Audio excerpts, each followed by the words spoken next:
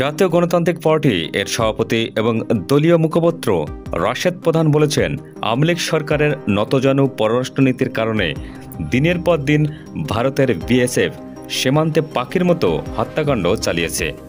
রক্তপিপাসু আওয়ামী লীগ সরকার ভারতকে সীমান্তে হত্যাকাণ্ড চালানোর ফ্রি লাইসেন্স দিয়েছিল বলেই একবারও প্রতিবাদ করে নাই।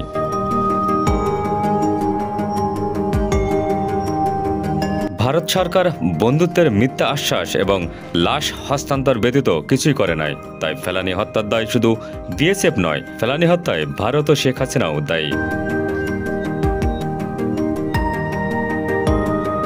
7 জানুয়ারি মঙ্গলবার সকালে জাকপা আয়োজিত ফেলানী হত্যা দিবসে ফেলানীর রক্ত প্রতিবাদের মন্ত্র শীর্ষক বিক্ষোভ মিছিল শেষে সংক্ষিপ্ত বক্তব্যে তিনি এসব কথা বলেন। ভারতকে সীমান্তে হত্যা করার জন্য লাইসেন্স প্রদান করেছিল। পাখির মতো আমার দেশের সীমান্তে আমার দেশের বাংলাদেশি ভাই বোনদের বারবার হত্যা করার পরেও শেখ হাসিনা কখনো একবারের মতো প্রতিবাদ করতে পারে নাই। রাশেদ প্রধান বলেন, 2011 সালের 7 জানুয়ারি কাঁটাতারের বেড়ায় ঝুলন্ত নিথর ফেলানীর লাশ দেখে পুরো পৃথিবী স্তব্ধ হয়ে গিয়েছিল, অথচ শেখ হাসিনার বুক কাঁপে নাই।